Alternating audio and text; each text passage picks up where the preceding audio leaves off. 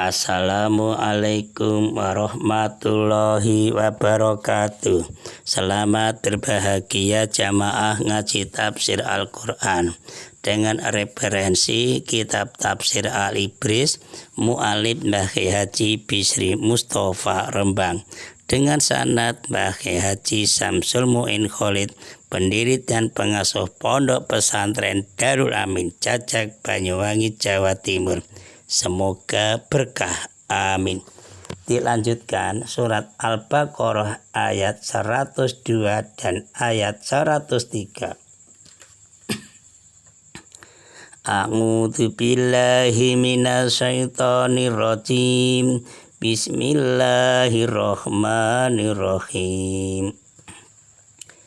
Watabangu ma tatlus sayatinu ala mulki Sulaiman wa ma kafara Sulaimanu walakinnas sayatina kafaru yu'alimunan nasasik wa ma unsila ngalal malakaini bibabila Harut wa Marut wa ma yu'alimani min ahadin hatta yaqula innama nahnu fitnatun fala takfur fayata'alamuna minhuma ma yufariquna bihi bainal mar'i wa zawjih wa ma hum bidzarrina bihi min ahad illa bidnillah wa yata'allamuna ma yaduruhum wa la yanfa'uhum wa laqad alimul laman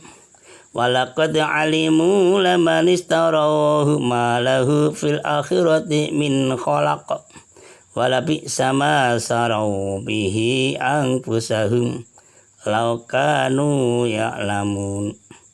Walau annahum amanu wa taqaw lamasubatun min indillahi khair law kanu ya'lamun. Wattaba'u lan padha manut sapa Bani Israil ma ing barang taslu kang padha maca sapa sayatinu pira-pira setan ngala mulki Sulaiman ing atase kerajaan Nabi Sulaiman alaihissalam. Wa ma kafara lan ora kafir sapa Sulaimanu Nabi Sulaiman alaihissalam, walakinna sayatina tetapine setan-setan iku kafaru padha kufur sapa setan.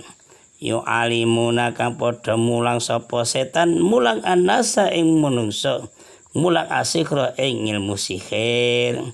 Wa malan barang usilakan den turunake apa mangalan malakane ing atase malaikat loro bibabila ana ing tanah Babil.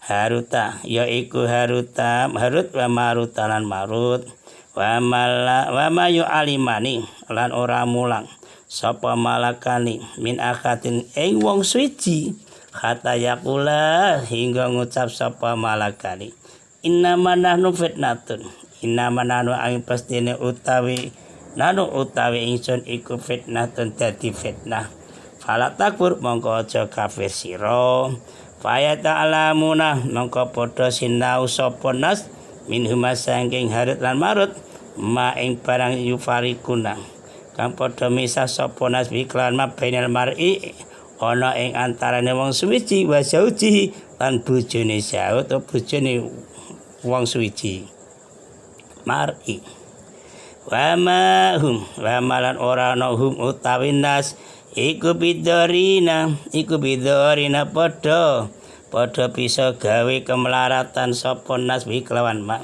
min akhatin ing wong suci illa bidnillah angin binilai kelawan kekuasaane Allah wa yata'alamuna lan padha sinau sapa nas ma ing barang ya duruhum kang melarati apa ma ing nas wala yang fanghum lan ora manfaati apa ma ing nas walau gede alimu lan yakti teman-teman weruh sapa nas laman yakti utai wong istarahu kang tuku sapa man ing mayufarikunahu malahu ma ora ana iku kedue man fil akhiratin dalam akhirat min kholakin utawi bagian wala bisa lan yakti elek banget apa ma barang sarau kang padha ngijoli sapa nas kelawan ma angkusam ing awak dhewe nas laukanu lamun ana sapa nas iku ya lamun padha ngerti sapa nas.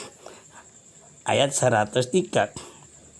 Walau annahum lan tetep satune nakta Bani Israel iku amanu kang padha iman sapa Bani Israel wataku lan padha wedi sapa Bani Israel lama sebatun mangko yakti utawi ganjaran min intilai saking ngersane Gusti Allah Ta'ala iku khairun luwih bagus laukanu lamun ana sapa Bani Israel iku ya lamun padha ngerti sapa Bani Israel. Ayat 102 dan ayat 103 itu temanya tuduhan orang Yahudi terhadap Nabi Sulaiman dengan subtema Allah menjelaskan bahwa dalam usaha orang-orang Yahudi untuk mengacaukan, untuk membinasakan ajaran Islam, orang Yahudi berusaha menyebarkan ilmu sihir yang mereka pelajari dari nenek moyang mereka sejak zaman Nabi Sulaiman. Bahkan orang Yahudi menganggap sihir itu adalah ajaran Nabi Sulaiman. Ayat 102. Orang-orang Yahudi yang mengikuti sihir yang dibacakan oleh setan-setan pada masa Nabi Sulaiman bin Daud, anak putra Daud, meskipun orang Yahudi sudah tahu bahwa mempelajari ilmu sihir itu sebenarnya salah, keliru. Di samping itu orang Yahudi menuduh bahwa Nabi Sulaiman yang menghimpun kitab sihir, Nabi Sulaiman yang menyimpan di bawah takhtanya, kemudian dikeluarkan dan disiarkan. Nah itu kan tuduhan. Dugaan seperti itu adalah pemalsuan, penipuan, perbuatan yang dipengaruhi oleh hawa nafsunya sendiri. Sebenarnya orang-orang Yahudi hanya bisa menghubung-hubungkan saja kok. Ilmu sihir itu pada Nabi Sulaiman. Dia sendiri tidak tahu, cuma mendugaan-dugaan. Nabi Sulaiman tidak mengajarkan atau tidak mempraktekkan ilmu sihir. Itu jelas. Kenapa? Karena Nabi Sulaiman sudah tahulah perbuatan demikian itu, ya itu mengingkari Allah. Apalagi Nabi Sulaiman adalah Rasul, raja, kan mustahil untuk praktek sihir. Masalah tentang sihir itu sudah diterangkan dalam kitab Al-Quran. Contoh kisah Nabi Musa dan Fir'aun. Sifat-sifat sihir. Sihir adalah sulapan yang menipu pandangan mata, sehingga orang yang melihat mengira begini bahwa yang terlihat seolah-olah kenyataan, keadaan yang benarnya itu sihir. Firman Allah dalam surat Tuh ayat 66. Terbayang-bayang olehnya, yaitu maksudnya Nabi Musa, seakan-akan ular merayap cepat karena sihir mereka. Sesuai dengan firman Allah surat Al-A'raf ayat 116, mereka menyihir mata orang banyak dan menjadikan orang banyak itu takut. Memang sihir termasuk sesuatu yang tersembunyi yang hanya diketahui oleh sebagian orang saja, manusia saja. Ya, semua saja itu sudah menunjukkan bahwa hanya Allah yang tahu. Jadi tidak semuanya pintar sihir, tidak. Tetapi apa yang telah terjadi? Itu menunjukkan bahwa kedua malaikat Harut dan Marut itu tidak mampu untuk memberikan pengaruh gaib yang melebihi kemampuan manusia. Tidak mampu. Bahkan disebutkan oleh mereka, yaitu masyarakat, hanyalah kemahiran dalam menguasai sebab-sebab yang mempunyai perpautan hubungan dengan akibat yang dilakukan itu. Kadang-kadang kecepatan tangan juga ada, itu sering terjadi masyarakat. Tapi yang kebanyakan pakai khodam, tukang yang itu khodam atau prewang itu cara Jawa. Dalam prakteknya kan gitu. Tukang-tukang sihir itu membaca mantra dengan menyebut nama-nama setan, nama raja, nama raja-raja jin, nama-nama rohnya wali. Supaya apa? Agar timbul kesan lah seolah-olah mantranya dikabulkan oleh raja jin itu.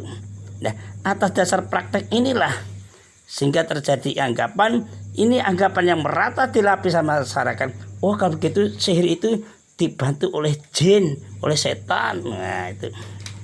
Nah, maka dari itu orang Yahudi sejaman dengan Kanjeng Nabi Muhammad SAW selalu memperluaskan ilmu sihir di kalangan orang Islam. Tujuannya apa? biar sesat orang Islam itu. Nah, orang-orang Yahudi itu belajar sihir itu dari nenek moyangnya. Nenek moyangnya itu loh mengatakan, sihir ini dari Sulaiman. Pinter lah merayu-rayu. Padahal kedua malaikat Harut Marut tidak mengajarkan sihir kepada seorang pun sebelum memberikan nasihat agar orang jangan mengamalkan sihir itu. Sebab orang yang mempraktekkan sihir adalah kafir. Titik nih. Ini masalah Harut Marut. Di dalam ayatnya memang ceritanya ada dua orang di Babilonia sekitar sungai Furat di negara Irak. Kedua orang itu berpura-pura seperti orang soleh dan bertakwa.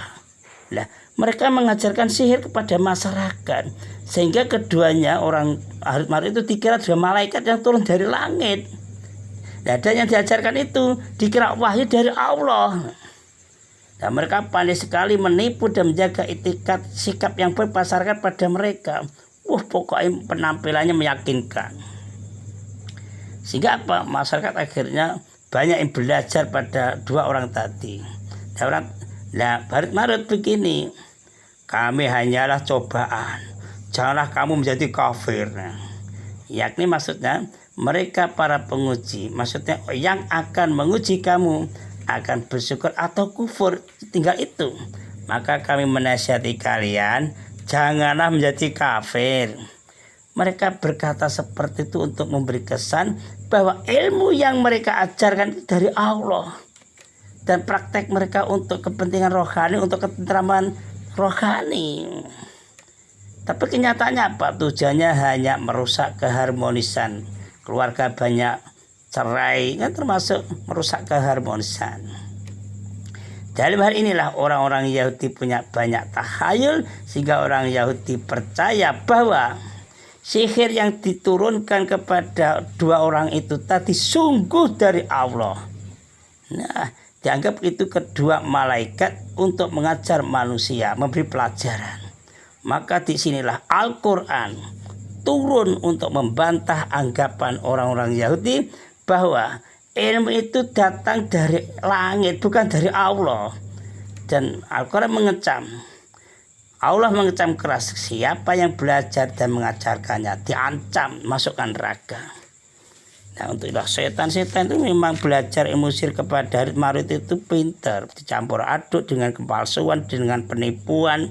Akhirnya muncul jimat-jimat, mantra-mantra, guna-guna, gendam, semacam-macam lah. Tapi semuanya itu kemelaratan bahaya akan kembali pada pelakunya.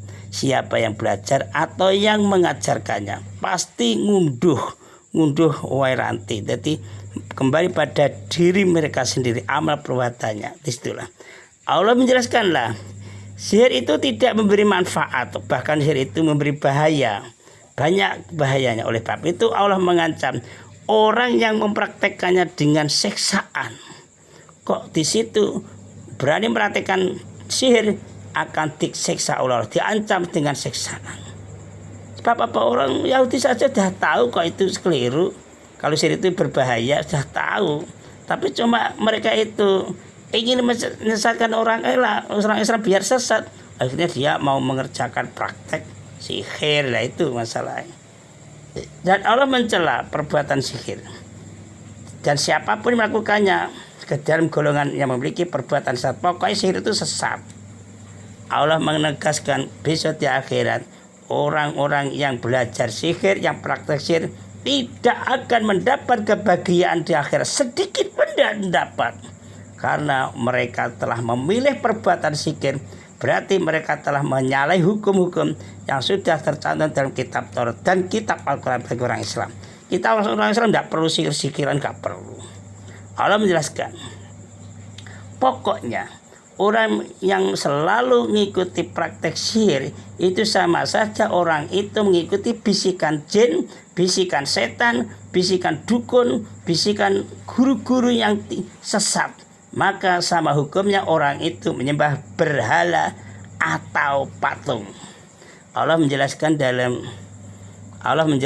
bahwa dalam masalah sihir, kok orang itu mengerjakan sihir itu jelek, sangat jelek. digambarkan orang yang memilih perbuatan sihir sebagai kesenangannya itu seperti orang yang menjual iman dengan kesesatan. Hati-hati. Gambaran serupa ini gunanya untuk apa? Menyingkapkan selubung mereka, membuka rahasia mereka agar sadar dan terbuka dan kemudian mau tahu bahwa manusia diciptakan Allah hanya berbakti menyembah kepada Allah ini. Maka untuk itulah kita harus berbakti kepada Allah. Ayat 103, Allah menerangkan bahwa jika orang-orang Yahudi percaya kepada kitab Taurat dan bertakwa, dan juga mengingatkan kepada orang Islam, orang Islam itu percaya kepada kitab suci Al-Quran dan bertakwa, tentulah manusia itu akan mendapat pahala yang benar, pahala yang sangat besar, benar-benar mendapat pahala berlipat ganda.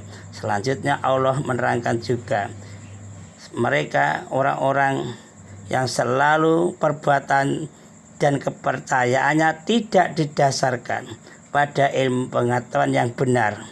Karena apa? Kalau mereka mendasarkan kepercayaan dan perbuatannya itu pada ilmu pengetahuan, tentulah mereka percaya, yakin Kanjeng Nabi Muhammad SAW akan diikuti dan dipercayai sebagai Nabi akhir zaman, sehingga orang itu termasuk orang-orang yang bahagia dunia akhirat.